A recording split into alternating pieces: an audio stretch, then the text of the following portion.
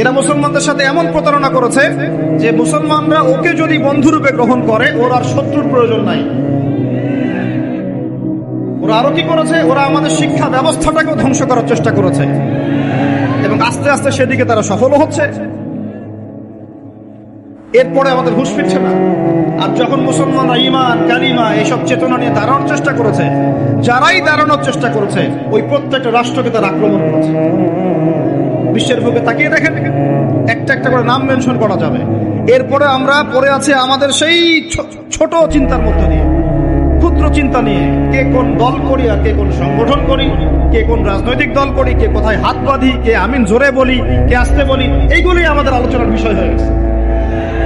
এখন পর্যন্ত বুঝতে পারলাম না যে আমরা সবাই মিলে একটা জাতি, একটা উম্মাহ। আমাদেরকে আল্লাহ দায়িত্ব দিয়েছেন, আল্লাহর জমিনে খেলাফতের দায়িত্ব। হাত পা বেঁধে ফেলা হয়েছে, হাত পা বেঁধে অত্যাচার করা হচ্ছে দিনের পর দিন। একদিন 200, 300, 500, 1000 ছোট ছোট বাচ্চাদেরকে বোম মেরে হত্যা করা হচ্ছে, আমরা কিছুই বলতে পারি না। যারা এগুলোর পক্ষে কথা বলে তাদেরকে সমাজে বিতর্কিত করা হচ্ছে এবং দাড়িটুপিওয়ালা কিছু মানুষ, তথাকথিত দাড়িটুপিওয়ালা কিছু মানুষ এই মানুষগুলোকে বিতর্কিত করার দায়িত্ব নিয়ে নিয়েছে। এবং আমাদের কারোর সাথে কোনো শত্রুতা নাই। আমাদের সবাই মিলে আমরা যারা আছি, আমাদের প্রশাসন, আমাদের সরকার, আমাদের আম জনতা, আমাদের মা, আমাদের বোন, আমাদের ভাই, সবাই আমরা এক উম্মাহ ইনশাআল্লাহ।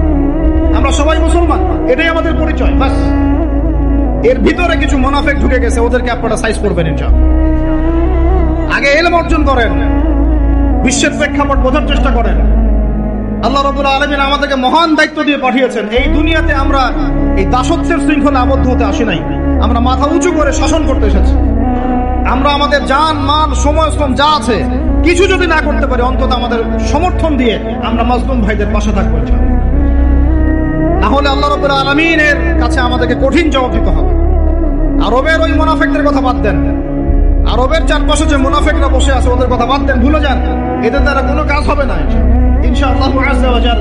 এমন প্রজন্ম আমরা তৈরি করবো ইনশাআল্লাহ, যেই প্রজন্মের প্রত্যেকটা ভাই আমাদের কোরআন তেলাওয়াত করতে পারে, প্রত্যেকটা বোন কোরআন তেলাওয়াত করতে পারে, প্রত্যেকটা ভাই নামাজি মাশাআল্লাহ, প্রত্যেকটা ছেলে হবে ইসমাইলের মতো, পিতা হবে ইব্রাহিমের মতো, মারা হবে হাজরা এবং সারার মতো ইনশাআল্লাহ। তাকবীর, ইনশাআল্লাহ জোরে বলেন ইনশাআল্লাহ। আমরা এমন প্রজন্ম করবো ইনশাআল্লাহ, যে প্রজন্মের এক একটা ছেলে হবে ইসমাইলের মতো, এক একটা পিতা হবে ইব্রাহিমের মতো, এক একটা মা বোন হবে হাজেরার মতো ইনশাআল্লাহ, সারা আলাইহিস সালামের মতো। আপনি 10টা বাচ্চা না নিয়ে একটা বাচ্চা নেন, ওই একটা বাচ্চাকে আপনি খালিদের মতো বড় করেন। একটা মেয়ে আপনি মানুষ করেন আয়েশা রাদিয়াল্লাহু আনহার মতো। একটা স্ত্রী নেন আপনি, একটা স্ত্রীকে আপনি খাদিজার মতো বানান ইনশাআল্লাহ। একটা প্রজন্ম আমাদেরকে করে দেন। একজন দায়ী, একজন বক্তা, একজন আলেম, 10 জন আলেম, একটা সরকার কিচ্ছু করতে পারবে না যতক্ষণ না আপনারা পরিবর্তন হচ্ছেন। আপনাদেরকে পরিবর্তন হতে হবে।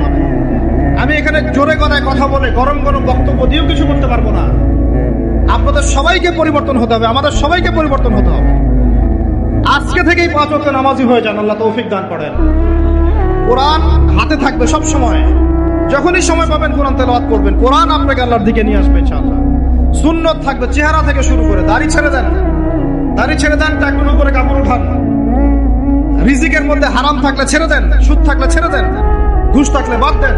যদি কারো সম্পদ অন্যায়ভাবে নিয়ে থাকেন, আজকে তওবা করে সে সম্পদ ফিরাই দিয়ে আসেন। লজ্জার কিচ্ছু নাই, গিয়ে বলবেন ভাই আমি ভুল করেছিলাম, বুঝি নাই, জানি নাই, তোমার সম্পদ অন্যায়ভাবে নিয়েছে, ভাই তুমি নিয়ে নাও। আপনার মর্যাদা আল্লাহ বাড়াই দিবেন ইনশাআল্লাহ। আল্লাহ আপনাকে আসমান থেকে বেহিসাব রিজিক দিবে ইনশাআল্লাহ। জীবন পর্দা করছো না, আজকেই পর্দা ধরো ইনশাআল্লাহ। যারা পরিবারের প্রতি শিথিল, পরিবারের প্রতি কঠোর হন, আপনার সন্তানের প্রতি কঠোর হন, ভাইয়ের প্রতি কঠোর হন। দেখেন আপনার ভাই গোপনে জেনা করছে কিনা, মেয়েটা গোপনে জেনা করছে কিনা। এই ফ্রি মিক্সিং ত্যাগ করেন, ফ্রি মিক্সিং এর সংস্কৃতি ত্যাগ করেন, মোবাইলের সেলফির সংস্কৃতি ত্যাগ করেন, শোডাউন, আইওয়াশ এগুলো বন্ধ করেন। কিছু করার চেষ্টা করেন আল্লাহর জন্য। আল্লাহ পাক সবাইকে তৌফিক দান করেন। যারা আমরা মাদ্রাসায় পড়ি, আমরা যারা মাদ্রাসায় যুক্ত যাওয়া আসা করি, আমাদের জীবনের উদ্দেশ্য যেন এমন না হয় যে একটা ইমামতি হলেই বাস কাম খালাস। না, একটা ইমামতির জন্য আল্লাহ আপনাকে সৃষ্টি করেন। একটা বই লিখেছি বাস অনেক কিছু হয়ে গেছে, একটা মাদ্রাসা প্রতিষ্ঠা করেছি বাস অনেক কিছু করে ফেলেছি, এমন ভাবে কখনো চিন্তা করবেন না। স্বপ্ন বড় করেন, লম্বা স্বপ্ন দেখেন, দীর্ঘ স্বপ্ন দেখেন, বাইতুল মুকাদ্দাস পর্যন্ত স্বপ্ন নিয়ে যান। আল্লাহ তৌফিক দান। আর আমরা কোনো বিচ্ছিন্ন জনগোষ্ঠী না, আমরা একা একা কখনো আইন হাতে তুলে নিব না, ঠিক আছে? আমরা একটা পুরো জাতি করবো ইনশাআল্লাহ, ওই জাতিগত ভাবে আমরা এগিয়ে যাবো ইনশাআল্লাহ। আল্লাহ পাক আমাদের প্রশাসনকে হেদায়েত দেন, সরকারকে হেদায়েত দেন, আম জনগণকে হেদায়েত দেন, মা বোনদেরকে হেদায়েত দেন, যুবক ভাইদেরকে হেদায়েত দেন। আর আমাদের এক একটা বাচ্চাকে আমরা আবু উবাইদার মতো বড় করবো ইনশাআল্লাহ, ইনশাআল্লাহ আযজা ওয়া জাল। আল্লাহ রাব্বুল আলামিন আমাদেরকে বলছেন, ওয়াল আসর, হে মুমিনরা সময়ের কসম করে বলছি, আমি আল্লাহ সময়ের কসম করে বলছি। সময়ের কসম কি বুঝি ভাই? সময় আমাদের জীবনের সবচেয়ে ইম্পর্টেন্ট জিনিস। আল্লাহ পাক অহেতুক কোনো বিষয় শপথ করবেন না তো।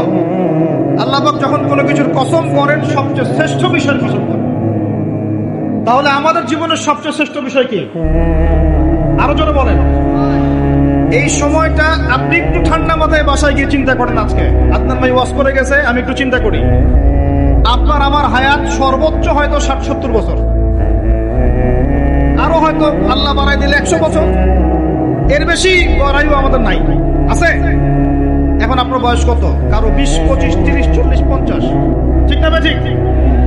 এখন আপনি বাসায় গিয়ে চিন্তা করে দেখেন, যদি আমাদের হায়াত হয় 60 বছর, আল্লাহ আমাদেরকে যেন দীর্ঘ নেক হায়াত দারাজ করে না। আমি আমাদের ভাইদেরকে, বোনদেরকে, ওলামায়ে কেরামকে, আমাদের নেতাদেরকে, সবাইকে আল্লাহ পাক দীর্ঘ নেক হায়াত দারাজ করেন। এখন কথা হচ্ছে, যদি ধরে নেই যে আমাদের হায়াত 7 বছর, আপনার আমার বয়স থেকে কিন্তু 30, 40, 50 বছর অলরেডি চলে গেছে। এখন চিন্তা করবেন যে এই সময় যেটা চলে গেল, এই সময়ের মধ্যে আমি কতটুকু নামাজ পড়েছি, কতটুকু রোজা রেখেছি, যাকাত দিয়েছি কতটুকু, হজ ফরজ হয়েছে করেছি কিনা, দিনের পথে আমার অবদান কি, দিনের পথে আমার অবদান কি, আল্লাহর দিনকে যে আল্লাহ সাহায্য করতে বললেন আমি কি করেছি। এই চিন্তাটুকু বাসায় গিয়ে করেন। এর সাথে এই চিন্তাটাও করেন যে এই 30, 40, 50 বছরে আমরা গুনাহ করলাম কতগুলা, কতদিন নামাজ পড়ি নাই, কতদিন রোজা রাখি নাই, কতদিন সুদ খাইলাম, কতগুলো মেয়ের সাথে আমার সম্পর্ক ভাই, জেনা, সুদ আর ঘুষ আর ব্যভিচার আর অশ্লীলতার সয়লাব চলতেছে আমাদের শহরগুলোতে। এই শীতকালের মৌসুম বিভিন্ন জায়গায় ধুম ধারাক্কা গান বাজতেছে, দেখেন না আপনারা?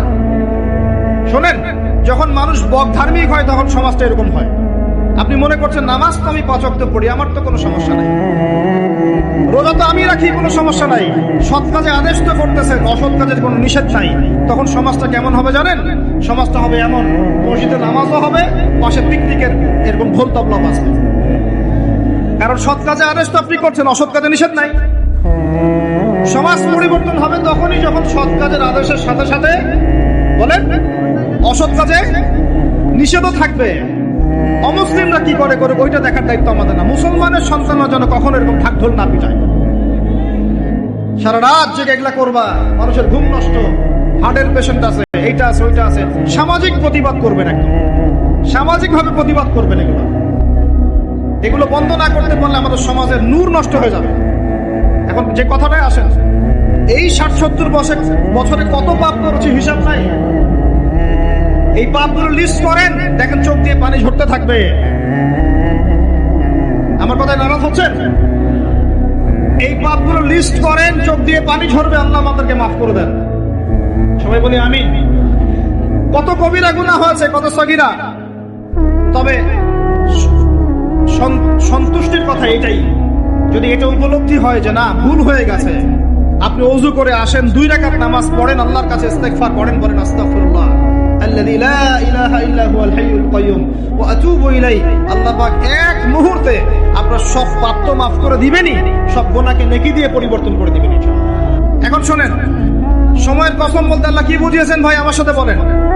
সময়ের গুরুত্ব, সময়ের, আরো আসতে বলেন, সময়ের ওয়াল আসরি মানে সময়ের কসম, মানে সময়ের গুরুত্ব। আমাদেরকে সময়কে গুরুত্ব প্রদান করতে হবে। আল্লাহ পাক তৌফিক দান করেন। আজকে বাসায় কি করব? হায়াতের হিসাব নিব, কি করেছি এত বছরে, আর কি কি পাপ করেছি। পাপগুলোর কথা মনে পড়লে তওবা করে ফিরে আসবো ইনশাআল্লাহ। আল্লাহ পাক তৌফিক দান করেন। আর এখন বাকি সময় যতটুকু হায়াত আমাদের বাকি আছে, আমাদের কি কর্তব্য বলেন ভাই? আমাদের কর্তব্য কি এতটুকুই যে যেভাবে জীবন যাপন করছি এইটুকুই করবো, না আমাদের কথা কি বোঝা যায় না যায়?